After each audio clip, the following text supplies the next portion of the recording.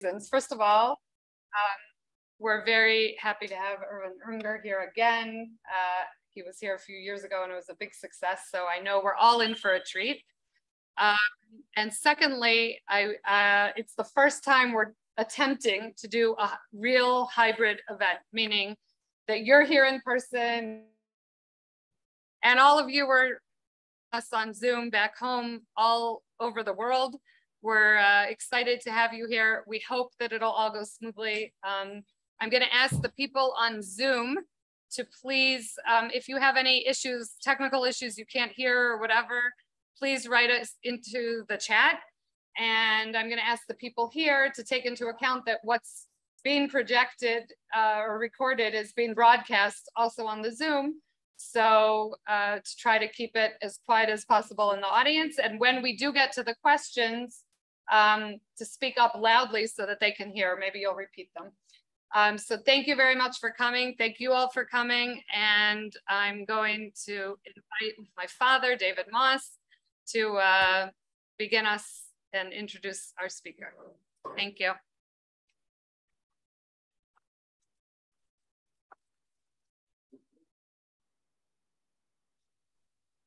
Thank you, Elisa, and thank you, Irv, so much. Be farther up. Thank you so much for coming. Elisa, you had this incredible. Oh, we'll have to do this.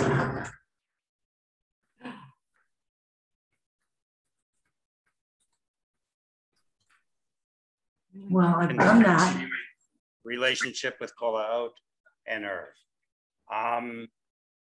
In a land far away called the United States, in a time very distant, called the 1950s, I guess, early 60s, there was a Jewish rite of passage. If you were a bar or bat mitzvah, you would get something called the Szyk.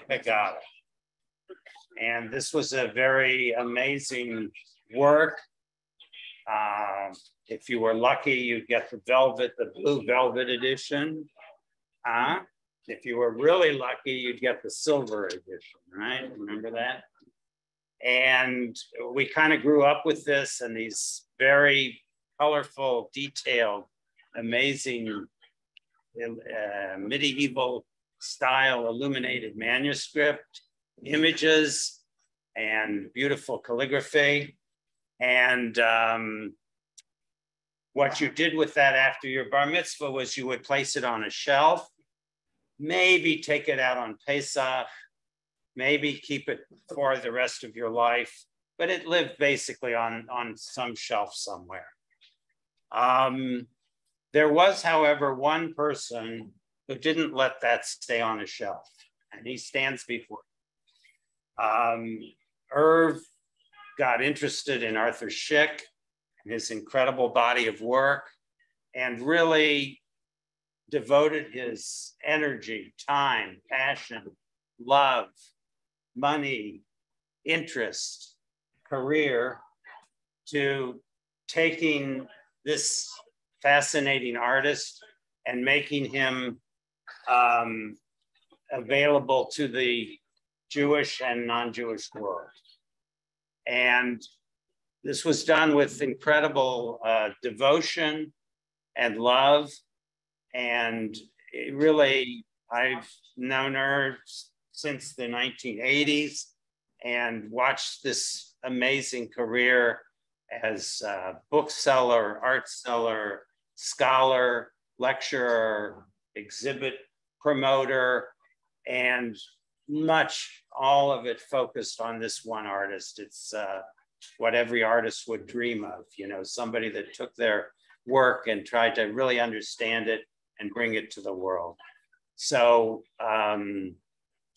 you are going to have the opportunity this evening to get a little fruit of that incredible career. And we're very honored to welcome to Kol HaOt, Ungar.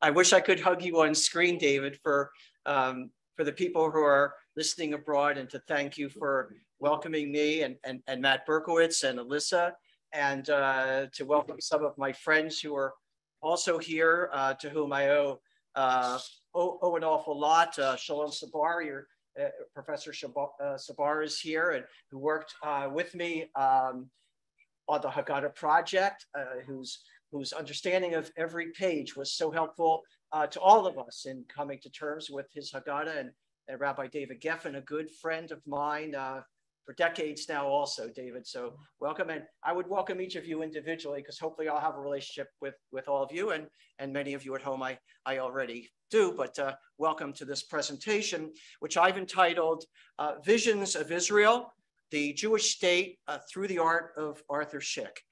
I'd like to give you 3 dates before I begin, because since this program is not an overview of Arthur Szyk, I want to fit my presentation into the context of his life. And so these 3 dates that I just want to give you are first 1894, which is the year that Arthur Szyk was born in Łódź, Poland. For those of you who follow the art world, that's the same year that Norman Rockwell was born in New York. The second date I'd like to give you is the date that Arthur Szyk died, which was in the United States in 1951 in New Canaan, Connecticut. First, when he came to America, he lived in New York, and then moved to later 5-6 years of his life to New Canaan. And the third date of the 3 I'd like to give you is the year 1940, which is the year that Arthur Szyk immigrated to the United States from England. He was in England from 1937 to 1940, when he supervised the printing of his Haggadah, which was printed for the first time in 1940.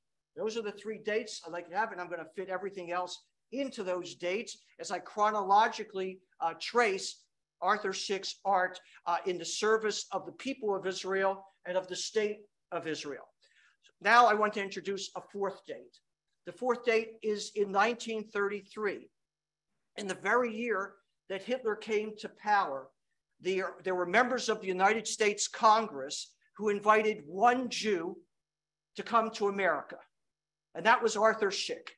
And he was invited to America because he was invited to exhibit his works on freedom. It's 1933, his works on freedom at the Library of Congress. And when he was here in 1933, he was decorated with the 1933, he was decorated by the United States government and given the George Washington Bicentennial Medal. This is already after he had been decorated by the French government in 1923 with the Palme Académique, and in 1931, after he was decorated by the Polish government in 1931 and given the Gold Cross of Merit. I should add here, in 1932, the Polish government traveled throughout Poland to 14 cities, Arthur Szyk's great work on Jewish freedom and emancipation, the Statutes of Kalisz. That's 1932. His works went to 14 cities throughout Poland. In any case, in this year, in 1933, he came here in December. He came here in December of 1933. It was a cold, snowy day in December. Photographers were at the port. When I say here, he came to the United States, and there were photographers there, greeted him with photographs. He was here in America for 7 months. And in 1934, while he was here during that 7-month period, he was interviewed by a newspaper. And among those many interviews, we turn our attention to the screen here. And Szyk was quoted as saying in February of 1934, an artist, and especially a Jewish artist, cannot remain neutral in these times. He cannot escape to still lifes, abstractions, and experiments. Art that is purely cerebral is dead. Our life is involved in a terrible tragedy. It's 1934.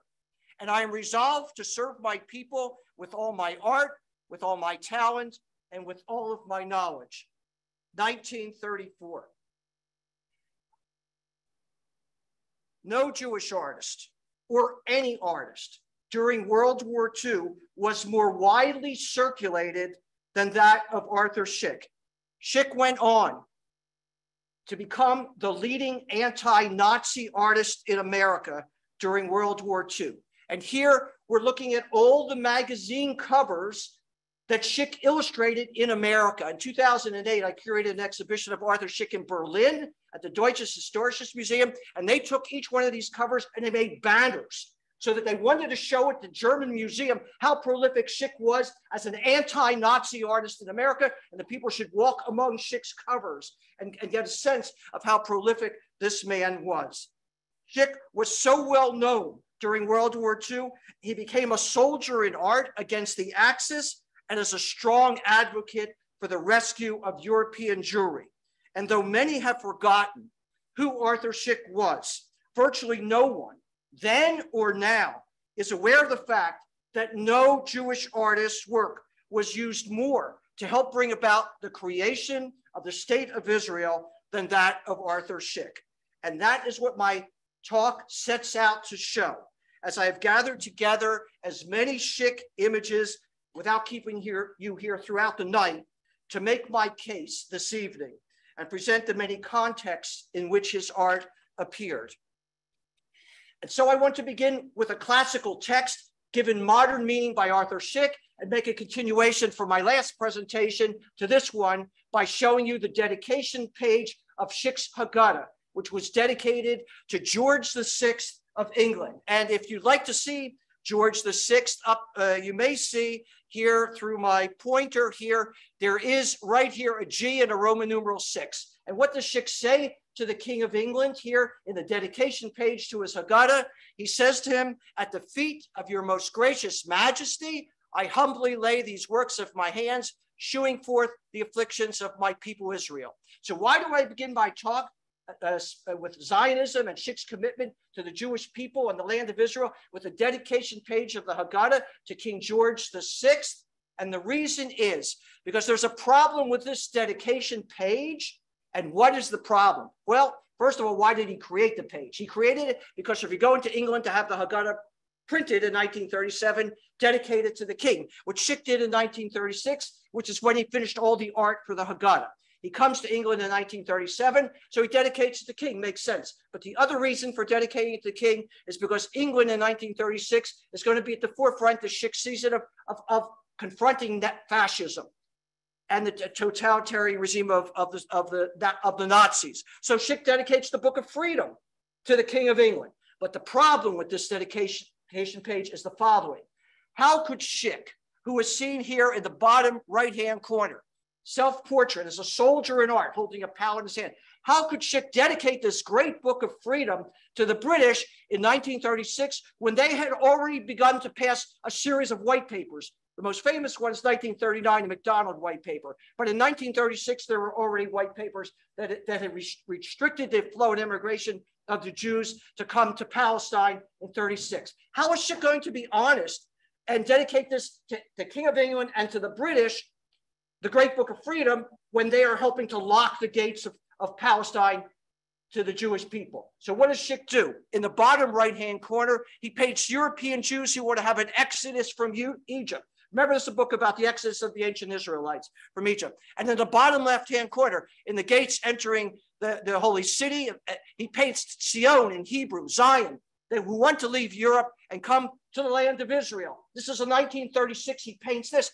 And in the middle, he paints a British military ship that stands between the Jews leaving Europe and wanting to come to the land of Israel. And this is his dedication page to the King of England.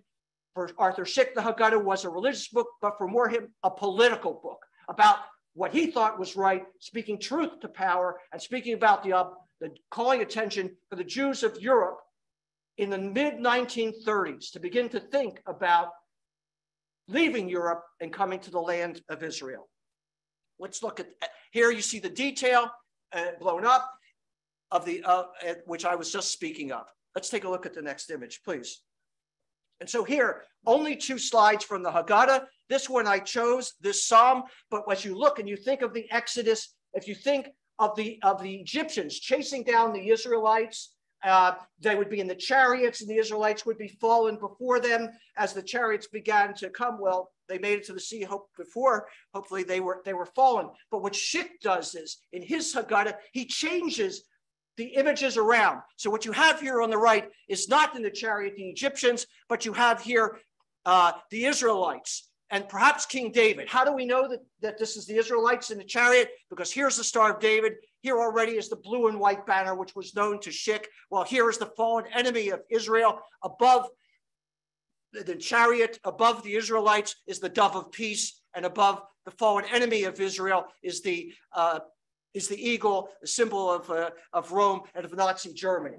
And what Szyk is doing here is he wants the Jews in mid-1930s Poland to feel heroic, to feel a sense of heroism about what they're about to face. And while we don't have time to go through all the Zionist imagery in the Haggadah itself, because there's far more to cover, that's a talk for another time about the Haggadah. Please, the next image.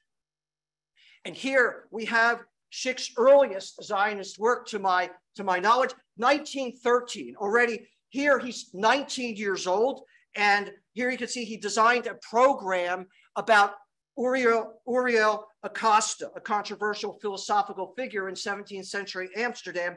It was for a play that was being performed by the Lodge Association of Lovers of the Hebrew Language at the 11th Zionist Congress, and this 19-year-old was asked to illustrate this cover. You can see, in a sense, that this may have been influenced by a romantic or Orientalist trend in art that at that time was exemplified by E.M. Lillian. Let's take a look at the next image. And so here, in 1914, Arthur Szyk's interest in Jewish history and Zionism was further stimulated by a trip, and his only trip, that he made to Palestine while he was here for a period of about 6 months. It was with a Hazamir Choral and Literary Society, and he came with about 5 or 6, 7, 8 others, artists and writers to visit the Holy Land. It's believed that he was also invited by Bezalel to give a class there, but someone's going to have to go and do the research to find the documentation. It's only what has come to my knowledge in terms of what I've heard, but I haven't been able to actually document that. Let's take a look. While he's here, he travels up to Haifa. These are some postcards that were left over. These are a couple sketches from his early visit here in 1914. While he was here, World War I broke out, and he was, living in Łódź. He was a subject of Russia at the time, and so he was conscripted into the Russian army. Happily, he fled, and that's how he survived the war, and he went back to Łódź, where he lived out the war. Let's take a look at the next image. I'm going to jump ahead now to 1923. He's living in Paris. In 1921, he relocates to Paris, where he's going to live for the next 12 years. He had gone already to Paris in 1910 when he was a 14-year-old. His parents had sent him to study at the Académie Julienne. And while he was there in Paris over a 3.5-year period, when many people ask me, where did Szyk learn his craft? The truth is, in over 3.5 years while he was enrolled at the Académie Julienne, we've been able to document that he went to about 12 classes.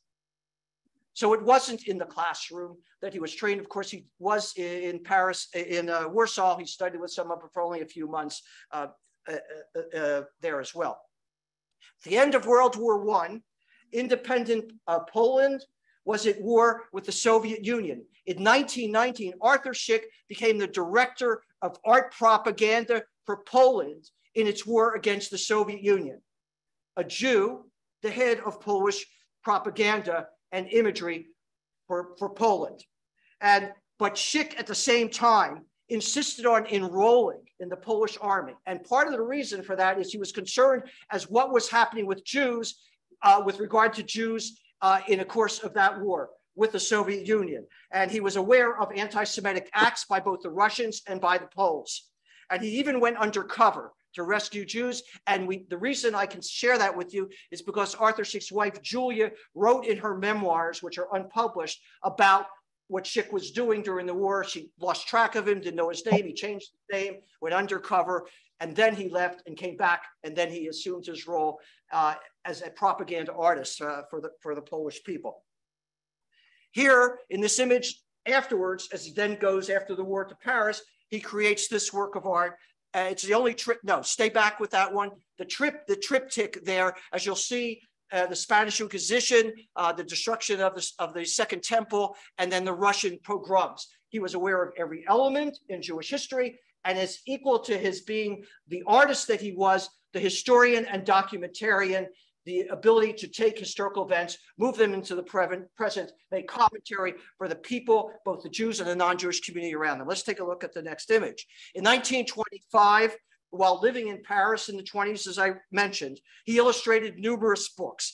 And by the way, I should say, among the books illustrated in Paris in the 1920s, some of his books were among the most expensive because the artwork wasn't simply illustration and printed, but it was pochoir, where sometimes you'd work with stencils in 30 colors. The pages would be hand painted in his books. And one of them was Puy de Jacob, published in 1925 by the French artist Pierre Benoit.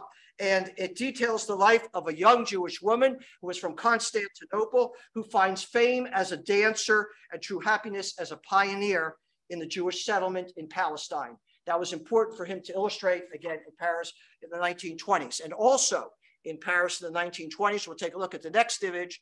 He illustrates Bar Kokhba in 1927. And on the right, you'll recognize, some of you will recognize that image that's on the far right of the rabbi sitting at B'nai Brak. Shalom Sabar can tell you this is very reminiscent of Da Vinci's The Last Supper, where you have Rabbi Akiva and Jesus in the Last Supper suffering the same fate at the hands of the Romans. On the right, you'll notice those. You might see the Star of David on the figures in the far right. Again, this would be followers of Bar Kokhba who would be coming to Rabbi Akiva, who was a great supporter of their military actions. And let's take a look at the next image, because I want to look at the diversity of the kind of artwork that he does, in addition to the subject matter that he's drawing attention to. Here, a Jewish woman, a prominent Jewish woman, Donia Grazia Mendes, a 16th century Jew in Istanbul, one of the wealthiest Jewish women in Renaissance Europe, who used her efforts to save Jews from Christian persecution and to create Jewish settlements in Palestine. This illustration, by the way, appeared in a book written by Ludwig Lewis in The Last Days of Shylock, where the character Shylock picks up from where that, and Szyk transforms, or I should say Lewison transforms this figure into a Jewish national hero. And this was written, by the way, after the Arab riots of 1929 and the beginning of the Nazi Party in Weimar, as a result, in Weimar, Germany in 1929. So this novel pays tribute to 16th century figures. So Szyk knows all about this, and that's why he's able to illustrate it and to document it for people of that time. So we're going to jump now from the 1930s. I'm listening to something. What am I hearing? Oh, that must be outside. Okay. All right, fine. No, I want to go back to the image before that, please. No, I want to go to the next one. Sorry, you were right. I was wrong. Here we have Vladimir Jabotinsky on the far left.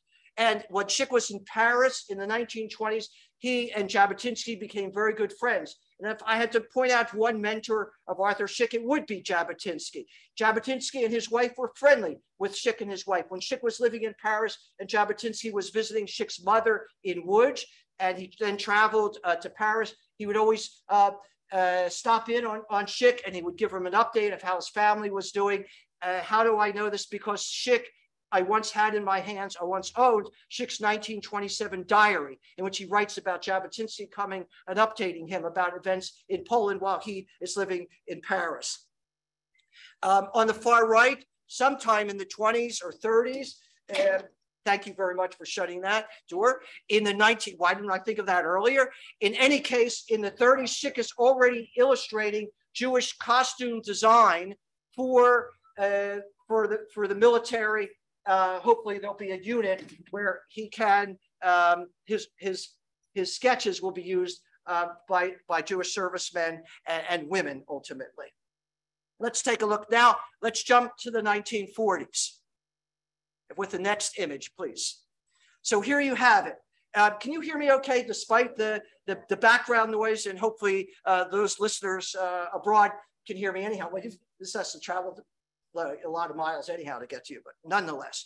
The United Jewish Appeal, here where they collected donations for the development of Jewish communities in Palestine. Here Szyk illustrates the front cover of their 1941 yearbook in conjunction with the New York fundraising event. And what you'll see down in the bottom left-hand corner are Jews in Europe, in Nazi-occupied Europe, while in 1941, on the bottom right of this soldier from Palestine, who's obviously serving in a British unit at the time, and in the bottom right-hand here, the bottom right-hand corner, you'll see Zionist pioneers in Palestine.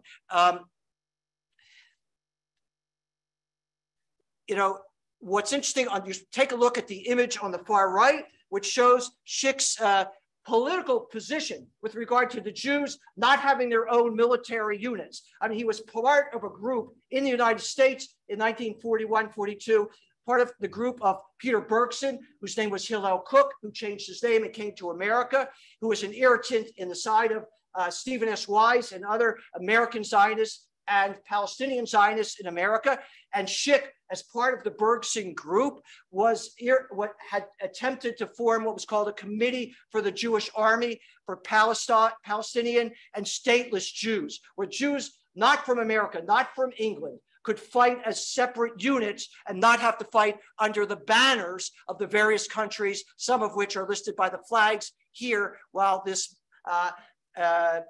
man and woman soldier are carrying the Israeli banner in the banner of the state of the Jewish people in 1942. Let's take a look at the next image, please. This is entitled Trumpeldor's Defense of Tel Chai. It's painted by Arthur Szyk in wood in 1936. When did Tel Chai take place? In 1920.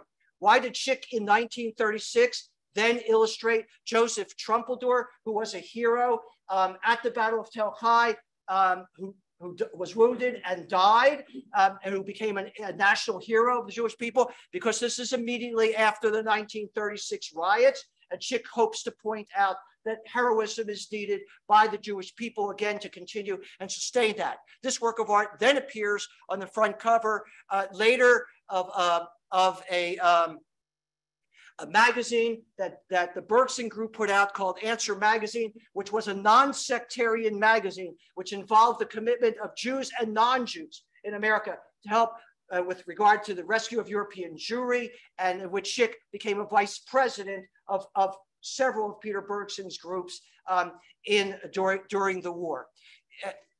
Next image, please. This work of art was renamed in 1943, no longer Trumpeldor at Tel Chai, but really renamed the Modern Maccabees. And here we see Arthur Szyk standing before a blown up copy, the only one, which was then framed in black and then presented to the secretary of the Committee for a Jewish Army. I must say that at one time I owned Arthur Szyk's scrapbooks, his personal scrapbooks from World War II. And images of this picture are throughout Szyk's scrapbook. I can't tell you the dozens of different newspapers in which this image appeared in the United States at that time, but there is one difference. In that image, for what they did is there was an American flag that was draped over this image. And for that ceremony, the American flag was unveiled, and this was what was shown. As they were, Szyk and those who were involved in the committee were attempting to make that connection between the American people and those Jews who were in need in Europe, and his artwork was used for that purpose. So let's continue, please.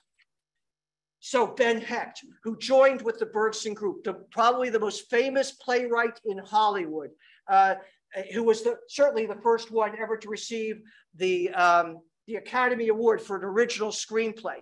Front Page, Scarface, Gone with the Wind.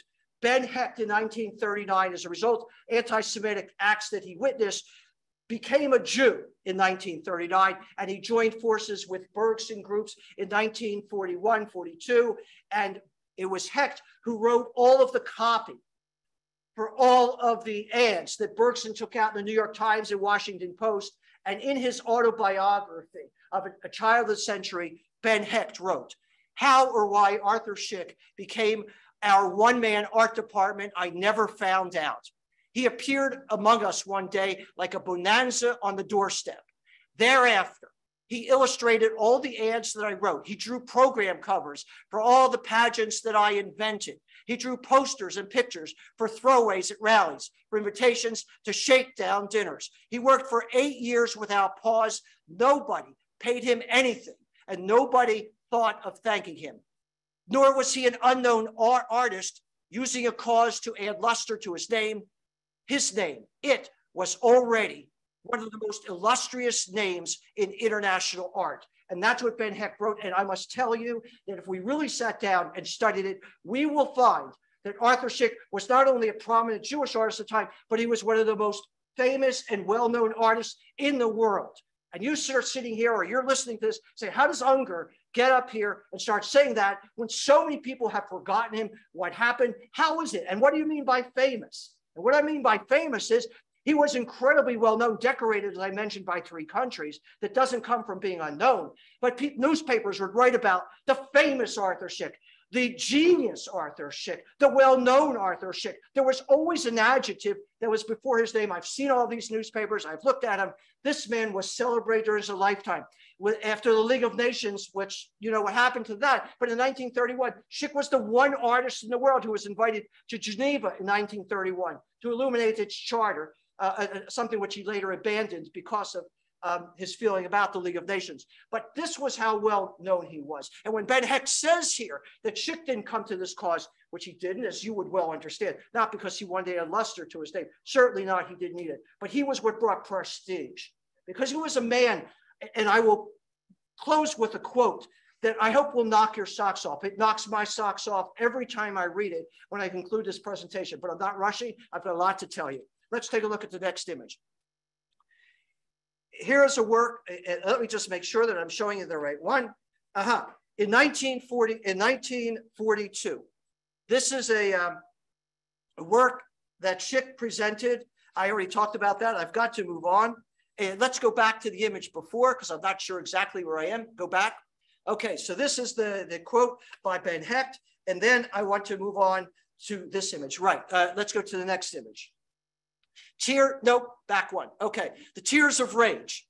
Exactly, Tears of Rage. In December of 1942, Szyk created an icon for this Committee for a Jewish Army, as I mentioned earlier. A Jewish soldier who's coming to the aid of the murdered and suffering Jews in Europe, carrying an American-made submachine gun above his head as a symbol of defiance and anger. The soldier supports a dying Jew who clutches his beloved Torah with a Nazi bayonet, which is in his back. And look at the words, the inscription of Szyk's words. To those of my people who fight for the right to die with their boots on, my pride, my love, and devotion. And in parentheses below that, he writes, to those of you who tuned in late. And this was in 1942, in December of 1942, which is immediately after, in the late November, which is when there was a press conference that was held in Washington, D.C., at which Stephen S. Wise, president of the World Jewish Congress at the time, announced that the State Department confirmed at that moment that 2 million Jews had already been murdered in Europe, and Szyk is getting to work on what he has to produce to call attention to what's going on in Europe. And then, of course, Roosevelt had a meeting right after that, which is the first and only time that he ever met with members of the Jewish community. Let's take a look at the next image, because what happened with Szyk's art, as you probably know by now, almost every piece of Szyk's work was created for the purpose of reproduction. That would be in newspapers or it would be in magazines. Szyk often said, art is not my aim, it's my means. And you can see here that this appeared in the New York Times. It also appeared in the Washington Post. His art was here, action, not pity. And at the same time, just to give you a sense of what was being written about Szyk during his lifetime from a Jewish perspective, here on the far right, Arthur Szyk, champion of his people. And let's take a look at if we really had time, I'd read to you these couple paragraphs here, but you're going to have to read this another time or ask me for the image and I'll send it to you. But you get the picture. Okay, let's take a look, move on. And that same image was on the cover of pageants that Ben Hecht and Kurt Weill and Boss Hart and Billy Rose all put together. We Will Never Die, a pageant held at Madison Square Garden, held in New York City, 2 showings, 10,000 people a night. That show was in 1943. It was held in Boston. It was held in Chicago. It was held in Hollywood Bowl. And on all of these covers, except the one at the Hollywood Bowl, Arthur Szyk's artwork was on the cover. Dramatic pageant, where in each city they would have actors who would join, high school students, rabbis who would join. They got a special first special permit that religious Jews could actually participate in that show of shows that was being held.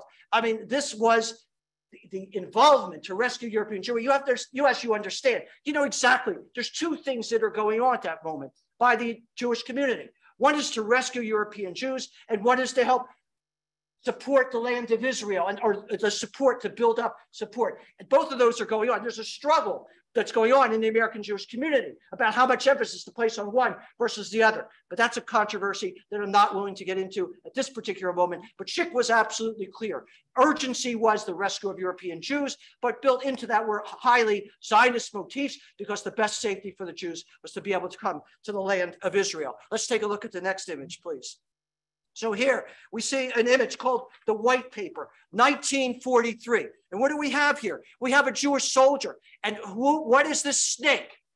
This is the British. And how do we know this is the British serpent here and not the Nazi serpent? Because in the bottom right-hand corner in red is a snake. It may be hard to see, but there are swastikas on its back. That's the Nazi serpent.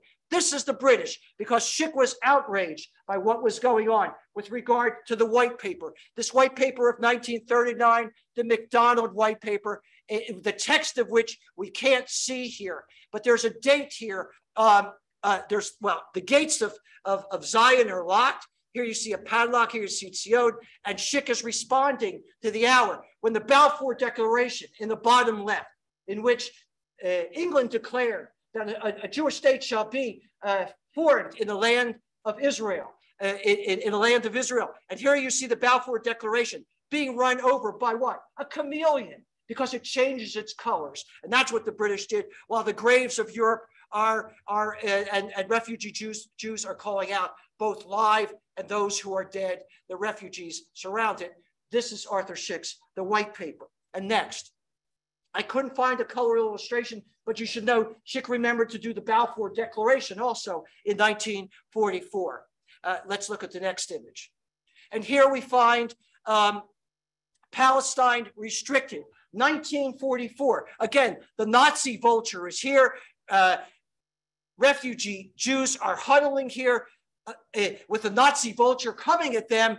Britain has locked the gates of Palestine. And here in this image, right over here, which you can't see, above the chains of the man at the top, where the word Palestine restricted is here, Szyk has drawn here the date, March 31st, 1944, because according to that MacDonald White Paper, only 15,000 Jews per year were allowed to come into Palestine, for a total of 75,000 Jews from Europe. The British had closed the gates. And that MacDonald White Paper also said, well, more Jews can come into Palestine after that date, only if the Arab population of Palestine agrees to let them in. Szyk knew that, and it was important. This work of art then appeared on the front of a magazine, of a booklet, actually a very thick booklet, which was presented to President Harry Truman in 1946 with the idea that he would support a homeland for the Jews. Again, it was Arthur Szyk's art that was used by the Jewish community at that time. Next. And look, thoughts on Hebrew freedom. This was an artist, but this was a spokesman for the Jewish people. And this article was written about him, wanting to know what Arthur Szyk has to say about freedom for the Jewish people. I won't go into detail here about this article. Suffice it to say, here he is, of course, with his friend Vladimir Jabotinsky. Next, please. And here you are, a pamphlet which was done for the Berkson Group, for another iteration of the groups called the American League for a Free Palestine. Already there was the emergency committee to save the Jewish people of Europe, preceded by the Committee for Jewish Army. Here, the next phase was the American League for Free Palestine and the National Liberation for Palestine. Here you see on the far right his image of modern Moses. For those of you who have the Proclamation of Independence of the State of Israel, the Iton Rishmi that Arthur Szyk illustrated in 1948, you will see the same symbolism at the bottom. There you will see Aaron and Hur, of course, who are holding up Moses' arms as they defeat the Amalekites in battle. Szyk has replaced them by the soldier, by the resistance fighter, as they hold up. Aaron becomes this fellow here, the man of peace, but to guard the state of Jewish people. He's one of the figures who flanks Moses. Let's take a look. Next one. And to save human lives, booklets were distributed to rescue European Jewry with Szyk's artwork on the cover. Next, please. And this is a book that was written by Jabotinsky. And again, the symbolism that throughout is the security and safety and the protection of the Jewish people. Next. In 1943, in April, is the uprising in the Warsaw Ghetto. Szyk illustrated that uprising in 1943. This is the second of works which he painted with regard to the Warsaw Ghetto uprising. And here you see Jewish resistance fighters who are holding up the words to liquidate the ghetto. You find fighters, you'll find a young boy who is looking for safety. Here you'll find soldiers, a woman fighter over here on the far right, and holding up the banner here. Again, it was well known that the Beitar movement in Poland at the time was using this flag. It appeared on stamps, it appeared in other places, and Szyk certainly is aware of this when he's painting this image in New York in 1945. I should tell you, in this Warsaw Ghetto uprising, what's noteworthy are also the words around the border, because Szyk here paints the words dedicates this to the German people, sons of Cain, be ye damned forever and ever, amen. 1945. And if I had more time, excuse me, I'm going to go on. I'll catch the question later. This dedication, I must tell you, and I could tell you more about it, maybe in question and answer. In 2008, I was in Berlin with an exhibition that again, I curated at the Deutsches Historisches Museum. And I'm standing there with German kids, and I'm showing this piece, and I'm reading this to them. And what happened, I'll have to answer in the question and answer period. That's just to keep you awake if you're interested in that to the end of my talk. Next image, please. So again, that artwork again is reproduced and appears in the front cover of Answer magazine. And again, in another issue. What are Arthur Szyk's thoughts? What does he think about Jewish survival, about survival also, and new life and new freedom and new opportunity in the land of Israel? And what does he have to say to the anti-Semites in the world who are among us, who are eternally with us, as Amalek is eternally with us throughout Jeremiah? He is strong about that, but these are his opinions. But I don't have time here to read everything that Szyk has to say, so that's part B. That's your homework. You have to get a hold of this, and you need to see. You may want to be interested. What does Szyk have to say? But let his pictures tell you what he has to say. Let's take a look at the next image.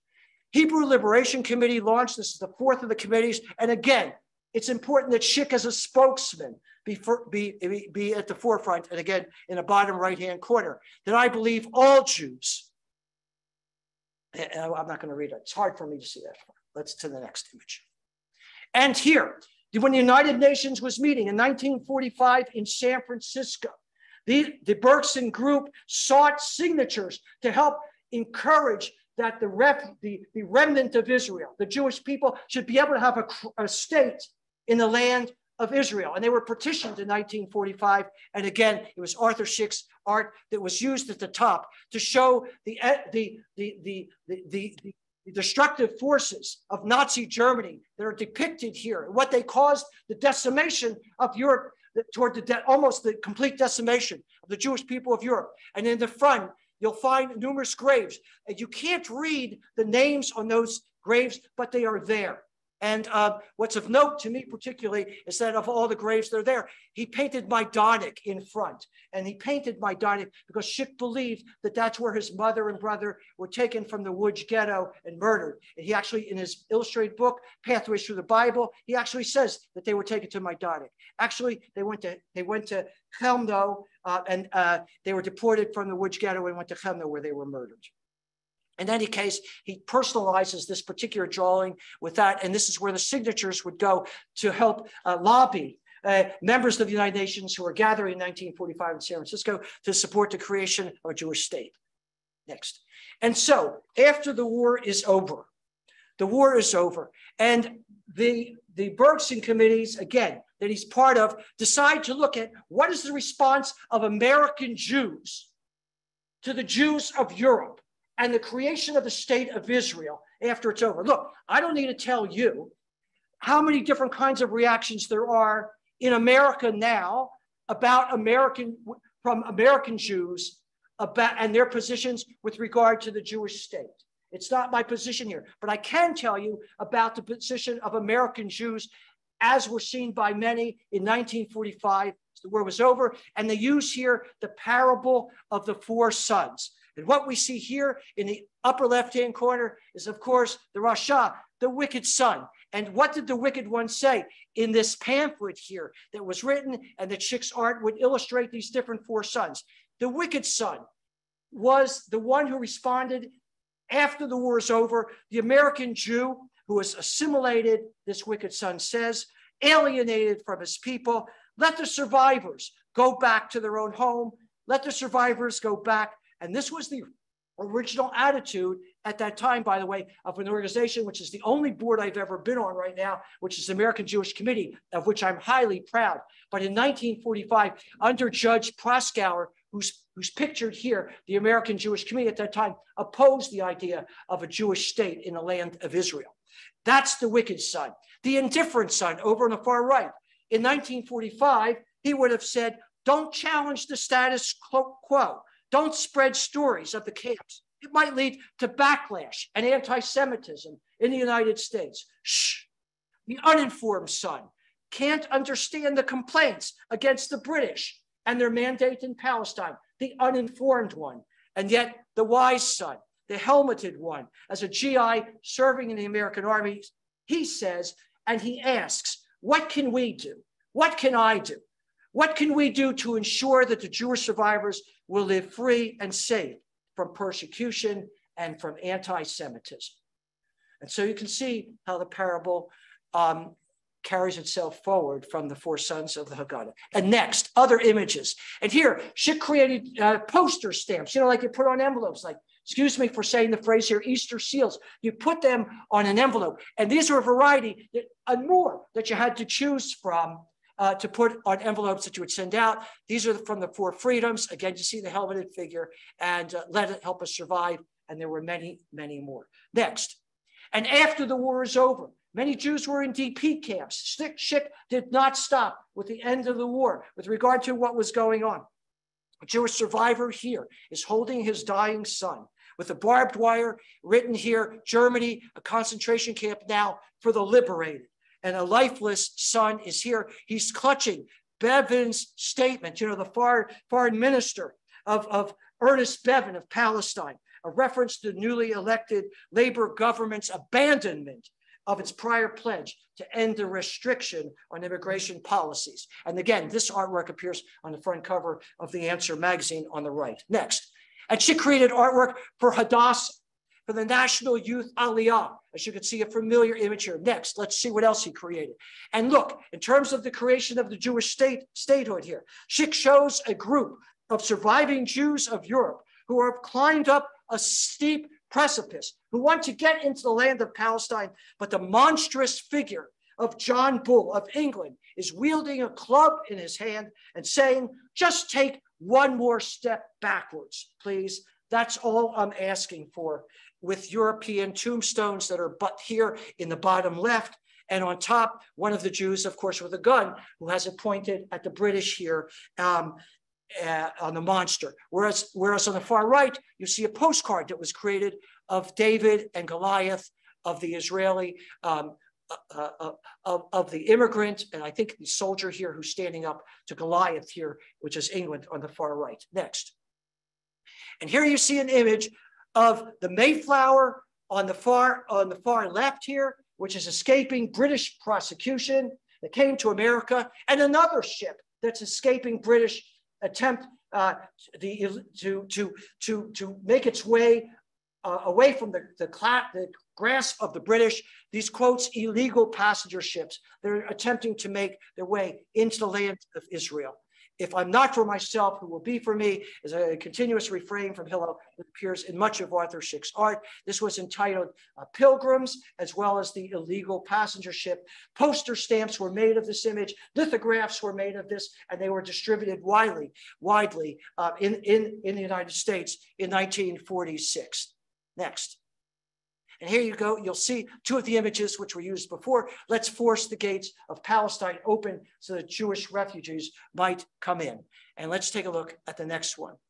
And here you see Szyk had actually done a series of the Holy War series. You know, when 5 Arab nations in 1948 attacked the newly declared state of Israel, and Szyk here is showing us John Bull, who's riding on a camel being led by the Mufti, you know, of Jerusalem. So Szyk has, or someone who's a devotee of the Mufti. And on the far right, you find England, as if they're manipulating an Arab puppet show here between pulling the strings of Arab and Jews. And Szyk is quite clear and quite plain about this. You know, I want to divert for a second. I want to tell you that in 1948, where he was creating his art to help bring about the creation of the state of Israel, and his art was intensely focused upon Jewish survival and standing up to the Arab nations. And when his art was also very effective in standing up to the British, you know what Szyk also did? I want to tell you about the man,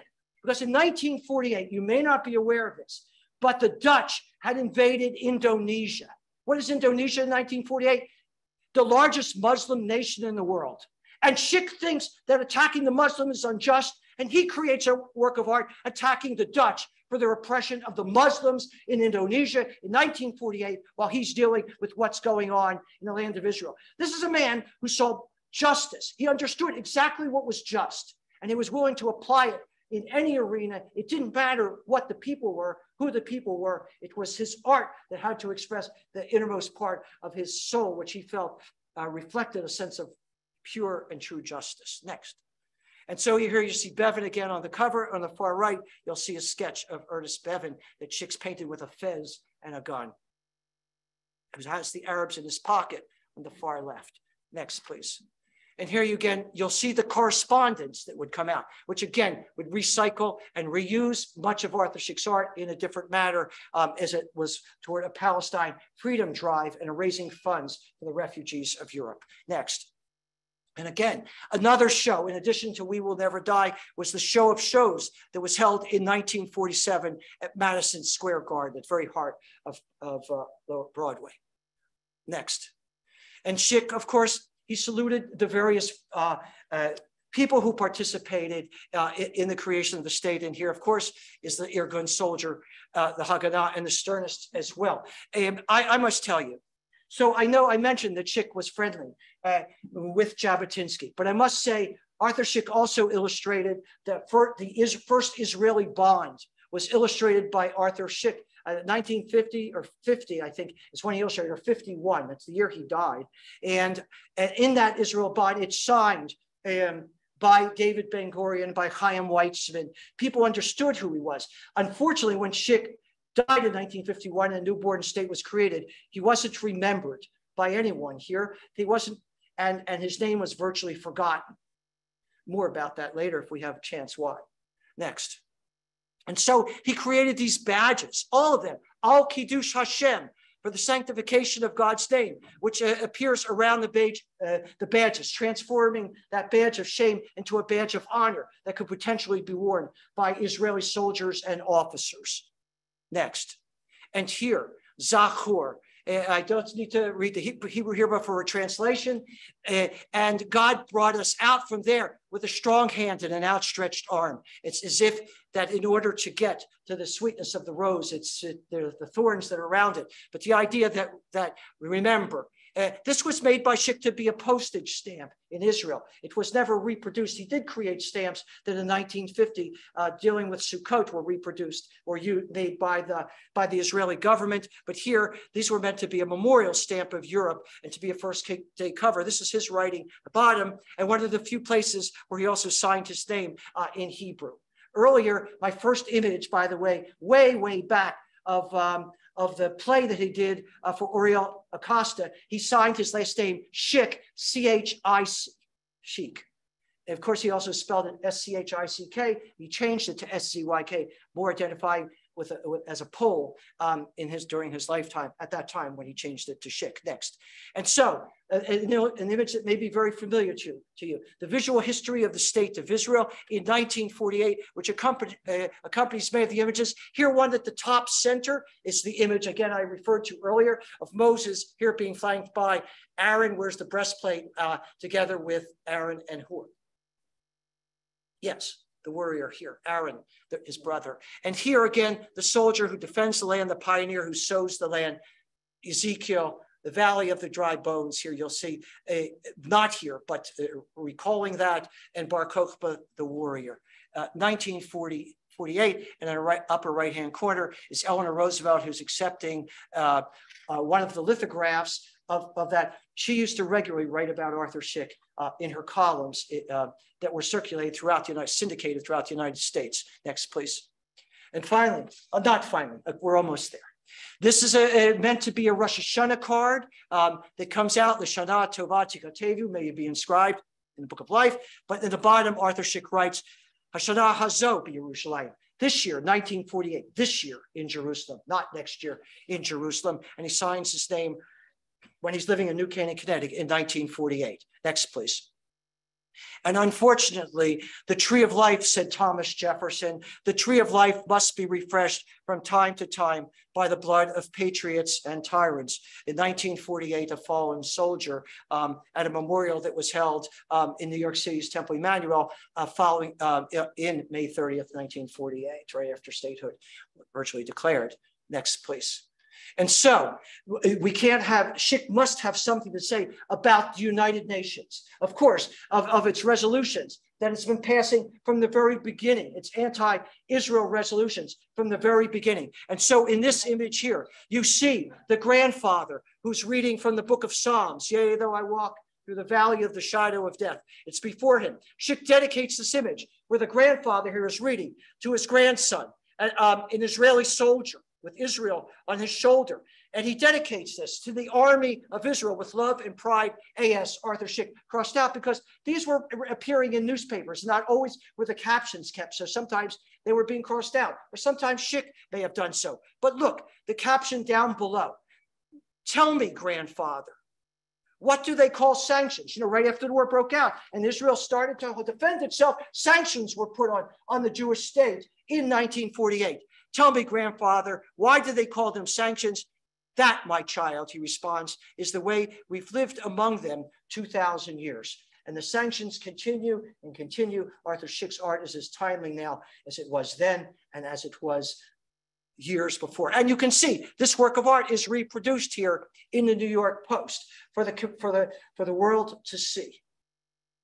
Next, please. And here, the United Nations again. Arthur Szyk calls this the UN Security Council. In security, he puts in quotes, the UN Security Council. In fact, here you have before the tribunal, you have those who are deciding what should be the security of the Jewish people and the Jewish state. Who are they in 1948? They're China, they're Syria and Belgium. It's the same thing. They decide on what should be the security of the Jewish people. How does Arthur Szyk respond? It's cut off on the bottom, but on the original work of art is the caption down below. Szyk dedicates this piece while the Israeli soldier is in chains. An embargo is placed upon him in 1948. And Szyk's caption is, he dedicates this to the greatest mockery of them all, the UN Security Council of June 1948.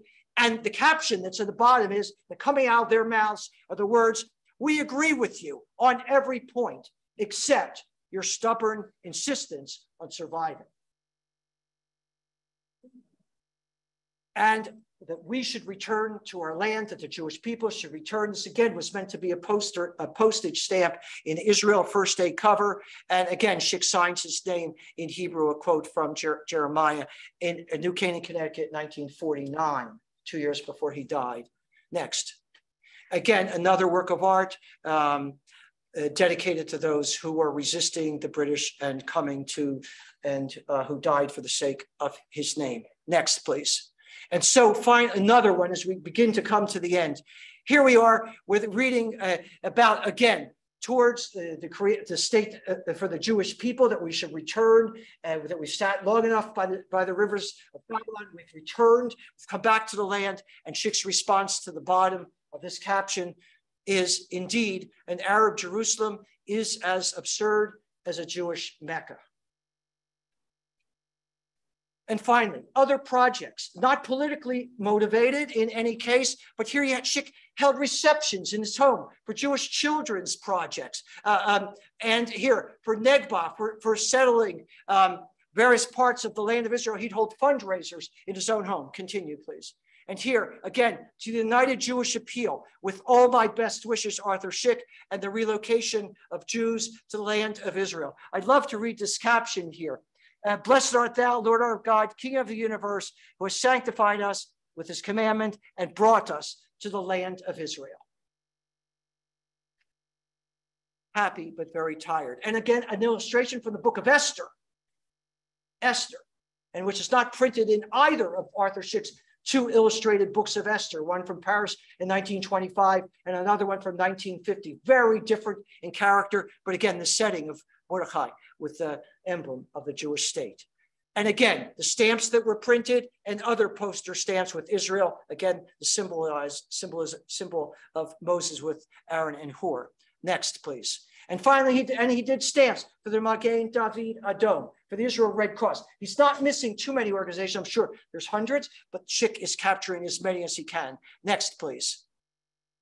And here's the Israeli bond that I mentioned. And here's a picture of Albert Einstein, who is holding one of the State of Israel bonds that appeared in the newspaper, I think in 1951. It's being presented, Szyk's bond here, again signed by the State of Israel. In Julia Szyk's memoirs, in Arthur Szyk's memoirs, she wrote, when Israel was declared independent, we were at home with some friends and we heard the news over the radio. Arthur cried for joy. It was a dream of his that had come true. He was the happiest man in the world. He sat down the next day and he made the Declaration of Independence. It was a magnificent scroll with all the dreams of his youth. And I can hear in the background a drum roll as I read these words to you, because Szyk believed that Palestine was always his personal concern, and those who fought for it were like his own children. He felt like they belonged to him. The proclamation of the establishment of the State of Israel that has been held by many prime ministers, not many, but in any case, here at the time, is a picture that was presented to Netanyahu. I'm not making political commentary. I'm only showing that his artwork is absolutely been held in the hands by presidents of the United States, by Franklin Roosevelt, by Harry Truman. JFK was presented Arthur Szyk's Four Freedoms, George C. Marshall. Prominent people throughout the world and important people have held his art. And finally, we see Arthur Szyk here, that's flanked by here the image in black and white of his proclamation of the establishment of the State of Israel. Above it, the Declaration of Independence of the United States, which when he finished it in 1950, after he finished the proclamation in 1948, these two works of art used to hang side by side in Arthur Szyk's home in New Canaan, Connecticut, all flanked by images from his Passover Haggadah. All of these works being shown at one of the last exhibitions during his lifetime. Let's take a look at the next image, please. And there is no next image. That's because I want to read to you a quote, and I want to finish this. You know, most everyone, I'm quite sure, has heard of the man, of course, Rabbi Mordechai Kaplan, a conservative Jew who also became a Reconstructionist Jew who lived, I don't know, to 100 and something. 103. That's David Geffen for our international audience. In any case, it was said of Mordechai Kaplan that by the New York Times, among others, that he was one of the most towering figures in American Jewry, intellectually and in many, many ways pioneering in American Jewry. And the Times wrote about him. In the last years, in the last months of Arthur Szyk's life, Kaplan went back to his diary because he kept diaries. And when I was giving a talk about Arthur Szyk at McGill in a university in Montreal, a professor there who's working with a certain period of Kaplan's diaries shared with me what Kaplan had written in his diaries about Arthur Szyk. And with this, I want to conclude This is what he wrote about Szyk. I consider Arthur Szyk among the most greatest of our generation, and certainly among our people. In all the years of my life, I have not met a person of such moral and artistic stature. He is so abounding, so gifted, and so genial that I, for one, would keep silent and listen what he had to say. And finally, Kaplan adds, we were on our way toward developing a strong bond of friendship for each other. To me, he would have been just the kind of heroic Jewish personality that I am sorely in need of, knowing in the flesh, to enhance my own being. The fact that in my whole life, I have never been privileged to be in personal contact with human greatness is perhaps the main cause of my own inability to achieve greatness. That he sat in the presence of Arthur Szyk, and he was silent because he realized that he was in the presence of greatness. Let me tell you that when I first came to Arthur Szyk's art, what attracted me were the colors in his art. I was attracted to the brilliance, the colors, when I first saw his Szyk Haggadah, and 13 years later, his holiday prints. It was the colors. But then as I began to study his art, it was the messages in his art that dominated.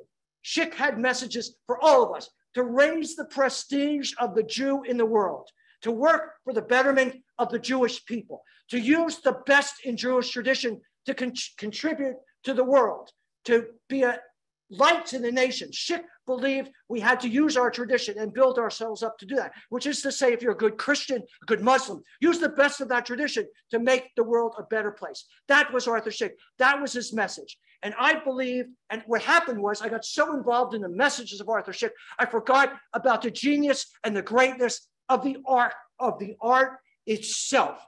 Never lose fact of the art, of the way in which he used art, and to not only deliver a message, but behold the art itself.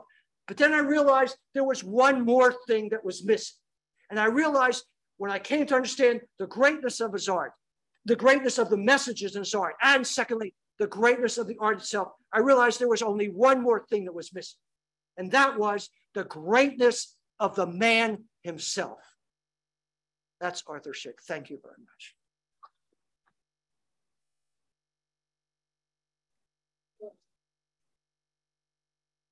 So I guess we can, what can we do? Can we put some lights on? Questions. Okay, we have time. I'm going to ask our audience on Zoom if you want to send questions via chat, we'll read them. And our audience here, yes, Jeff. Yeah. I'll repeat the question too. Yeah. Perhaps it's a viewpoint that I'm curious of. As it's mystic that he shows the living Yes, he lived in New Canaan, in New Canaan. Isn't that interesting? However, that's because he used to vacation in the summers in Westport, Connecticut. You know, Szyk liked to go where all the Jews were, right? Well, wrong, because there were Jews who were there, but he lived there, and he was respected. Everyone respected him. If I back up for a second, I mean, everybody in the American military respected Szyk. You know, his art was exhibited, this is something else, at 500 USO recreation centers, every important military base. They called him a citizen soldier of the free world. I mean, that was Szyk. That's how he was seen. And at the same time, he criticized America and its racism because he didn't like the segregation in America. That was Szyk. He loved the British, but he went to attack the British. He loved the Poles, but he went after them in 1943. He loved America, but he went after America. He loved the Jewish people, but he criticized the Jews in America because he thought they didn't do enough to rescue European Jews. This is a man of principle who embraced all of them. You know, you be careful. If you ask a question, I'm going to use it to answer something else. But he went to New Canaan, Connecticut, where he bought a house. He lived on 10 acres in New Canaan, Connecticut. He had a house. And by the way, I once talked to his caretaker, Jimmy DeMott. He was an elderly man. In 2000, I was there. And Jimmy told me all the people who used to come to New Canaan, Connecticut to see him. Celebrities, personalities, a future prime minister of Israel. Everybody came to see him. He lived a symbolism, New Canaan, Connecticut, New Canaan. Thank you. Question? Yes, sir. You've made several references during the talk to greatness of his art, and yet the lack of education for him Yes. So with respect to other artists of Yes. the time, Yes. was there something, did anything have to do with isolated from the art schools that were evolving at that? Well, let me answer. The question is, really what happened to Arthur Szyk? I mean, in the art world, where was he? Was he forgotten? How did that happen? Well, you know, I must say, there's a Donald Cuspit, who is one of the leading art critics in America. I've written for Art Forum magazine, if you know modern art and reviews, one of the leading art critics in America. Says we might know of Jackson Pollock. We might know of Ben Shahn, he throws in there also, and of, I can't remember the other artists in the 40s. You may know of all of them. And he wrote this about 3 years ago in Art Forum. You may know of all of these artists during World War II, but there was no one during that period who did more to advocate for human dignity, human rights, and people than the artist Arthur Szyk. This is a modernist who's now writing, but in his own time, he wasn't part of any school of art. There was no school of Arthur Szyk. His artwork was tiny. If his De Profundis, which I didn't show you, which I believe is the single most important work on the Holocaust done on paper during the war, De Profundis, you can check it out on the internet. You take a look at it, you decide. But that was reproduced in many, many places. Debates were held publicly by Christian ministers and others concerning this single work to rescue European Jewry, where he shows lifeless and dying Jews with Jesus in the center, and with Cain, where is Abel thy brother, on it. And Szyk's art was known and accepted, but when he died, the family dismissed all the dealers dealing with his artwork because they were going to promote it. But then his son George died, and there was no family and no dealers to keep his artwork alive. So 300 paintings were sold off in succession at Park Bernays sales, and they were gone, all gone. And there was no artist. Szyk was not embraced by the American Jewish community. He was not embraced by the community in Israel. Political artists dealing with World War II forgot who he was. They didn't include him. No one wanted to deal with Arthur Szyk. And the art historians can't do it because they don't know what to do with it. Where do you put him? Because he's so unique. When you leave here, or you left here before, it came back 4 years later, whatever it is, wherever you see Arthur Szyk's artwork, you're never going to confuse his art with anyone else. The problem is, how do you put him into art history when you said that who did he influence? Well, if you ask Art Spiegelman, he'll tell you that Szyk had an influence on his life.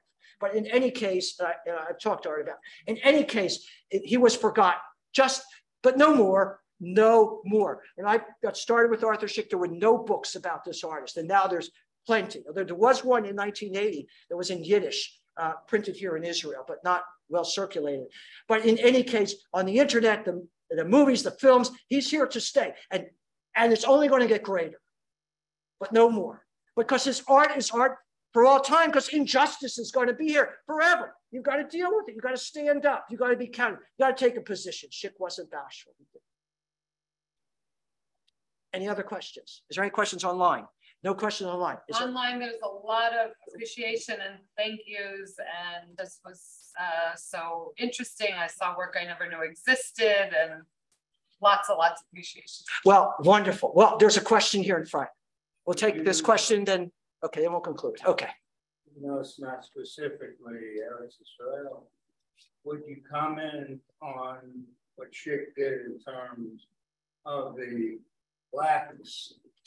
Okay, a comment on Szyk's work on behalf of the Black man in America. It was a number of key and important pieces, both during the war and after the war. It's commented about Szyk's attitude towards the Black man. Of course, there were segregated units during World War II. Blacks and whites couldn't fight together.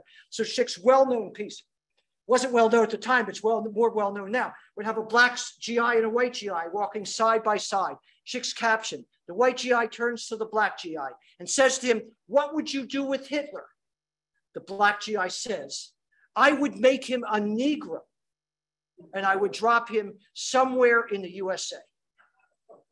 Because the greatest punishment was to be a black person in America, and that would be the punishment. And after the war, where lynching was still part of America, in 1949, he does a fabulous work of a black soldier, 1949 actually, a black soldier whose arms are tied behind his back with ropes. He's got the purple heart on his chest, a cross around his neck, and over his shoulders are the Ku Klux Klan. Familiar in America today, you could put this on the front pages of newspapers. And the Szyk's caption Do not forgive them, O Lord, for they know what they do. Taking the book of Luke and flipping on his head, and others. This was Arthur Szyk. I'd like to conclude with there is a question. I can't, and then I'll conclude. Sorry. Yes. Bernard Kabak, first of all, speculates that the magazine with the Trumbull-Door image has a mailing label addressed to P. Douglas in Chicago. Might that have been for Paul Douglas, an economist associated with the University of Chicago, who later became a U.S. Senator? That's a really good observation. I don't know the answer. Okay, and then he asks, what about his death? He died young. Yeah, he died at 57 years old. At the end of his life, Arthur Szyk was investigated by the House on Un-American Activities. He got a heart attack and died. And by the way, Szyk had a response to those people in the House on American Activities. His response was twofold. In that time, he began to create artwork that then attacked McCarthy and those who were who are his followers. He didn't back off. And the second thing he did, he went on to create his greatest Americana in 1949 and 1950. That's when he illuminated this person who was named by the House on American Activities. That's when he illuminated the Declaration of Independence of the United States, the Bill of Rights, the Four Freedoms Prayer. That's how Arthur Szyk responded. And this is how he also responded. When he concluded his Haggadah with these words, I'm in the midst of an art group here. So I should conclude with a quotation about art, because Szyk said in his second dedication page, the first one was of King George. It was the first image I showed you at the beginning of this talk. But there was a second dedication. By that way, he signed that dedication page, Arthur Szyk, Illuminator of Poland. This final dedication page, he signs it, Painter of Israel. When he says in French, translation, of course, is, I am but a Jew praying in art. If I've succeeded in any measure, if I've gained the power of reception among the elite of the world, I owe it all to the teachings, to the traditions, and to the eternal virtues of my people, Israel. Arthur Szyk. Thank you very much. They said we should give you a drink, so here you go. Oh, there's water. It's been here the whole time. You could lead me, but you can't make me. I want to thank you all very much for coming. Thank the 60 people who were watching us on Zoom. And I want to thank David Geffen that it's in his koto that everyone is here tonight and that he brought Irvin back to Kol HaOt. So thank you. Thank you for a fascinating presentation. Thank you to Adi, who did all of the administrative pieces of making this happen behind the scenes. And come back again for our next event. So thank you.